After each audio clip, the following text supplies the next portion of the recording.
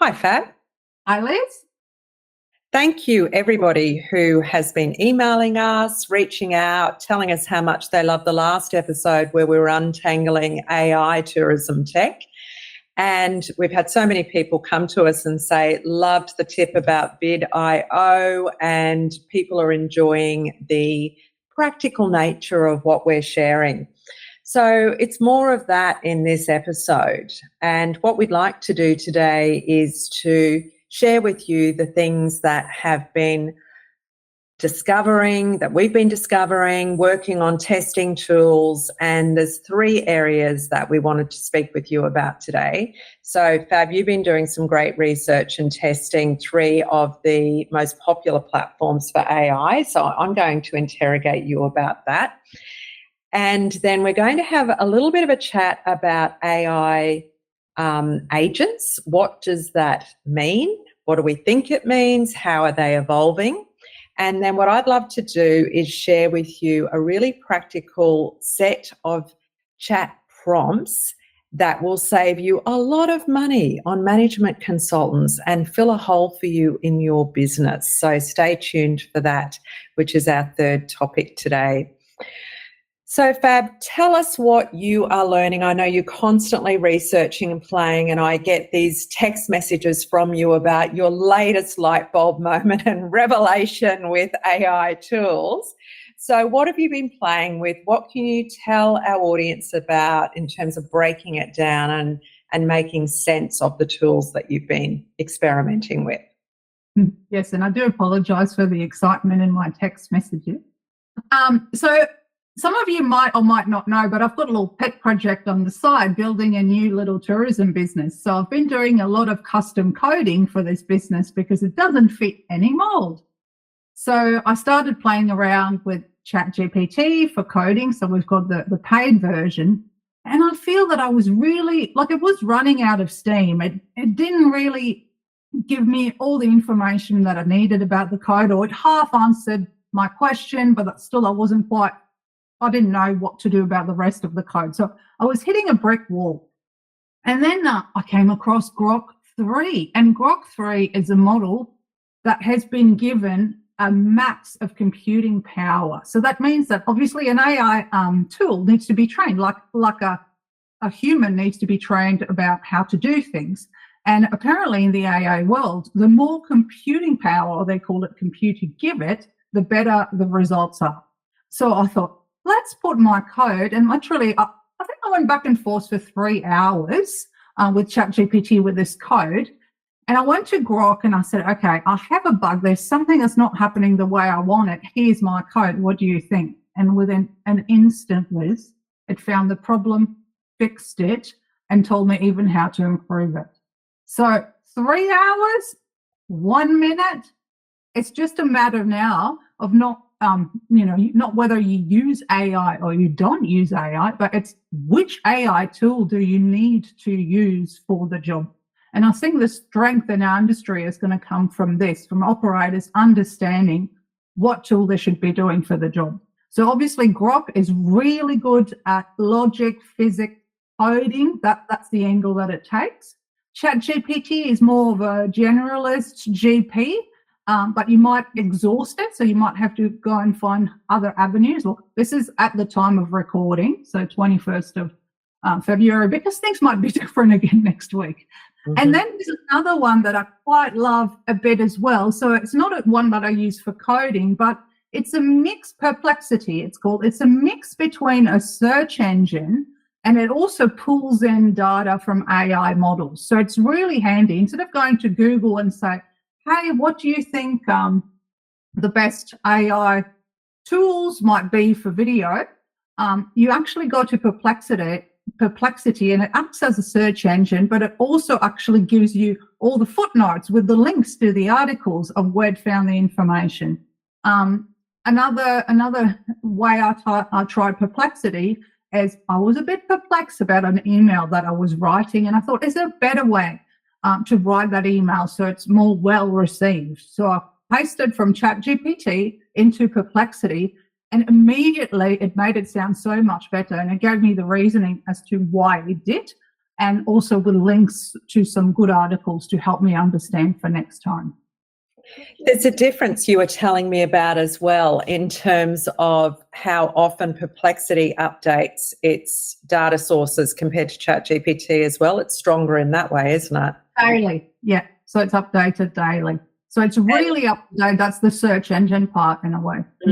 And so from a research perspective, that's what I'm hearing. It's more reliable in terms of research, and it's better at providing you the sources and citations if you are using it from an academic angle as well, using it as doing assignments or if you're working in academia. So you've talked about three that people may or may not have heard about, putting aside ChatGPT, which more and more people are understanding. You've talked about Grok, and I'm thinking about that software developer example. If you were working in a DMO and you were having a new application built, or you're working with a software developer and you wanted something really purpose-built for your website, and they said to you, but I can't do that. That can't be done.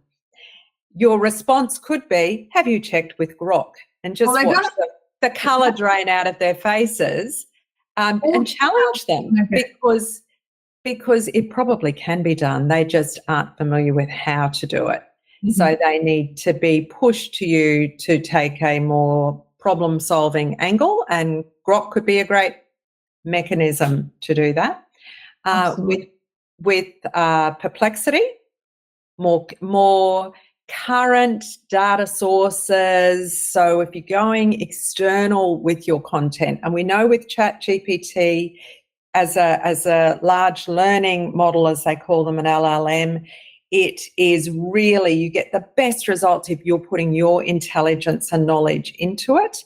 Whereas if you need to be doing research and going out externally, maybe you would get a better result with Perplexity. Absolutely, yeah. And Grok is also fantastic if you think, and a lot of our members at Tourism Tribe and people we come across constantly ask us questions. I'm getting a new website. What do I need? I was thinking that would be a great place to copy and paste a quote that you got from a web developer. And because sometimes these quotes are really technical and you feel like you don't understand, and then you forget about, are they actually considering my business? Is there other things they should be considering that I can't even conceive? So if you copy that quote in Grok, it'll actually tell you, if they thought about just one tiny part of your business, what other things should you be considering? So I thought that would be another really good use of a model like Grok because of the scientific background. Fantastic. That's great. Let's move on to agents. So I don't know who listening to this has heard about AI agents, but they are part of the AI revolution. Generally, the investment in AI technology is massive, and within the travel sector, tourism and travel sector, there's a huge investment happening. And yes, we've got these baseline tools that we can drive ourselves as individuals. But then there are apps and customized models and agents that are being created that are going to make it even faster and simpler for us as business people, us as consumers, to be able to get tasks done. That's essentially what an AI agent is to perform a human task for you. What have you learned so far about agents? Maybe we know that ChatGPT is offering under its highest level subscription the operator agent called Operator. So what are you learning about those, Fab? What I've seen so far is that they are very, very slow. So they're really in their infancy, right? But they're very slow. They're starting out in terms of speed, in terms of what they're able to do. I've seen quite a few examples. One lady was talking, trying to get it to book a one-way flight from A to B. And, obviously you instruct the agent the same way you would instruct ChatGPT. So this was the example of operator. So you can chat to it or talk to it. So you give it a task and then you watch it because it shows what it does, but that's the piece that's quite slow. So you watch it, and she instructed it to go one-way flight, but constantly it started searching for return flights. And then it said, I found this one and this one. And is there anything else I need to know? Yes, one-way flight all the time. So it's not there yet, but it doesn't mean that it's not going to be there tomorrow. And that's something that we have to be really ready about. If 50% of our industry hasn't used ChatGPT yet, to me, that's worrying, because ChatGPT was the first thing that's quite easy to learn. We need to have that solid base to be ready for how to use the agents in our role as well in the future. So look out, keep listening, and I guess subscribe to some newsletters, or if you're interested, go online, search, ask Grok, ask ChatGPT, ask Perplexity, what agents exist out there, and keep an eye on it. And then I'm sure you'll be flooded by ads on Facebook and on Insta as well with them. But just be in that open mind mode and be ready for something that might, again, it absolutely will. But, businesses, medium to large businesses who might have a person in charge of booking travel, they might not need a person in charge of booking travel very, very shortly. So there are going to be a lot of tasks that we do in life at a personal level that will be done by an agent, and these tools are going to get better and better. Talking about tasks and things, I was listening, I heard the radio yesterday, a regional radio where I live here, and there was actually ads on the radio that were so bad because there was an AI voice. Oh, no. I can't believe that actually made the cut. Instead of saying Gladstone, it said Gladstone. So you could totally, so I was wondering, who checks the quality of these things before launching them?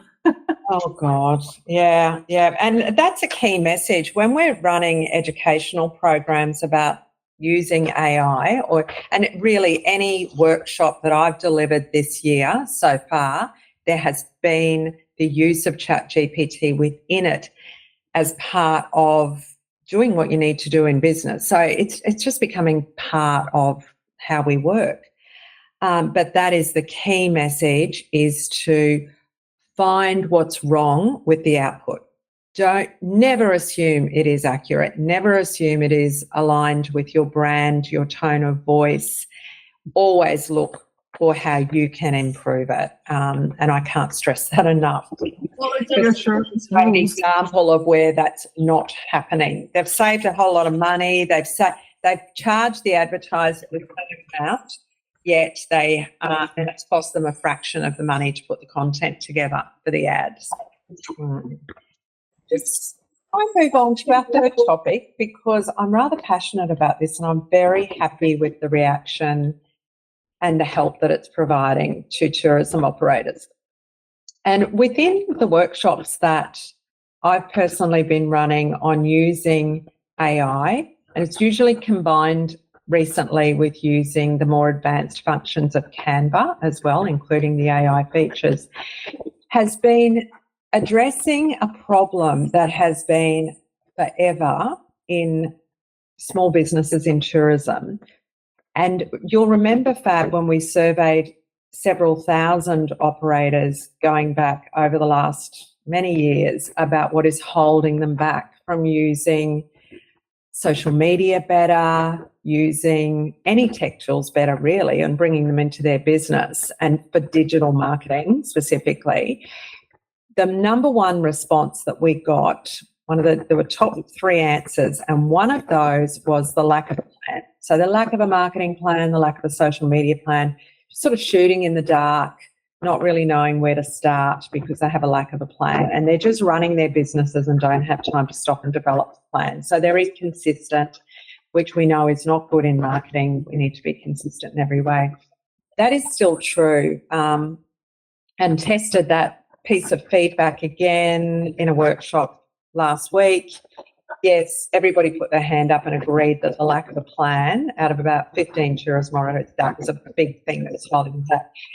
Now, when we think about how we used to charge, how I used to charge for helping a tourism operator to develop their marketing plan, that was $5,000 because it was at least 20 hours work, 25 hours work to develop that marketing and social media plan. Well, that time now to do that with the assistance of ChatGPT and using your own brain and what you want to do with your business and how well you know your business and your customer, you can do a draft of that in an hour and you can do a good job of it probably in about 5 hours and you can save yourself about $5,000. And I think this is one of, like, management consults are going to be really adversely affected if they don't adapt to AI. But the exercise that we've been doing in these workshops, both physical workshops and online, has been to create this plan. And there's a series of prompts, ChatGPT prompts, that I've refined and then I share with people in that workshop, which they then use to develop their marketing plan. And whilst an agent can be developed to do this, and I started working on one and I'm going to get back to it, you'll be really proud of me, Fab, when I've done that. Manually, we can do that. We can copy these prompts into ChatGPT and we can start by asking it to develop our unique selling proposition by reviewing our website. That's a start. That's just a simple start to that. And then if for whatever reason you can't access your own website through your version of ChatGPT, so if you've done too many prompts and you're only on the free version, that kind of thing. Right. Pay the $20, pay the $20, so much easier. Just copy the content from your homepage and your about page in there. It will produce a fabulous draft unique selling proposition. Most people are like, oh, that's pretty good. That's pretty spot on. Then ask it to develop a customer persona. So it will suggest one based on that USP. You might then refine it a bit further. Well, actually, no, we're targeting people who are this and that at these different seasons. So it will refine that. So that's the second part of your marketing plan, is developing that persona. Then, because we're so focused on content marketing in our businesses, as we should be, content about the destination, content that's ideal for your customer, then develop some content themes for me for digital marketing and social media. And this is where it gets really practical, because you can then ask it to consolidate down to 5 themes, which is really good for you to work with because it'll probably give you 9, which is just too unwieldy. Then ask it to suggest what social media platforms and other digital marketing platforms are going to be the best channels for your ideal customer, which you've created the persona for, and your unique selling proposition. From there, and you'll see this start to build out beautifully, you can then ask for a social media schedule. Using those content themes, prioritizing those channels for you. If it doesn't give them to you, ask it for the formats of the post. And so and specify, if you've only got time to do 2 social media posts a week, tell it that, so that you get a schedule that prioritizes the channels, what types of posts to do twice a week. Then ask it to put it into a calendar format. It'll put it into a beautiful table starting from whatever month of the year. You might ask it just for a month calendar to start with, so that you can really work with that, critique it, understand it. And if it hasn't given you the calls to action for these social media posts, push it to give you those as well. So whether it's swipe up for this, or if it's on Facebook, go and check this out on our website. If that's looking pretty good, push it a bit further and ask it to give you some example posts for week 1. Make sure it gives you the hashtags to use. And then with that, your final prompt is to ask it to consolidate it into one plan. That will take you at worst an hour. You might do it in half an hour. And what you will have is a draft marketing and social media plan that you didn't have an hour ago, and that you can really then critique and challenge. And you will find you will start talking back to ChatGPT and going, but why have you suggested Pinterest? I don't have time for Pinterest. Why is that relevant? And this is where I'll go, oh, actually, it's not relevant. So really push it, critique it. But this is a wonderful exercise for people who, one, don't have a plan, and secondly, haven't really discovered yet how they can use ChatGPT in their business. Because if you nail this, you will go, oh, wow, I can ask this thing anything, or I can think of whatever problem I've got and start here and see if it can solve it for me. Sounds like a great $5,000 well kept. $5,000 of value, well, may not be worth that anymore because of AI, but certainly it's about knowing what to ask it, how to ask it, but I think sharing these prompts, which we can do in the associated blog post with this podcast, is a great recipe to get your L plates well and truly, pass your L plates on ChatGPT and really work out how to get it to solve problems in your business. That sounds so exciting. Awesome. You've been meaning to share that with me for so long, all these workshops and how operators are so excited. So I'm glad we had a time to talk and to let other people know as well how it can benefit them. Amazing. All right, well, we'll continue. We'll keep researching. We will keep bringing you the shared knowledge, the practical tips, the tools, and please tell us what you want. Let us know what you think and ask us questions, and we're happy to really direct our energy there to make sure that we can keep us all learning and growing together. Sounds good. See you next time. Bye.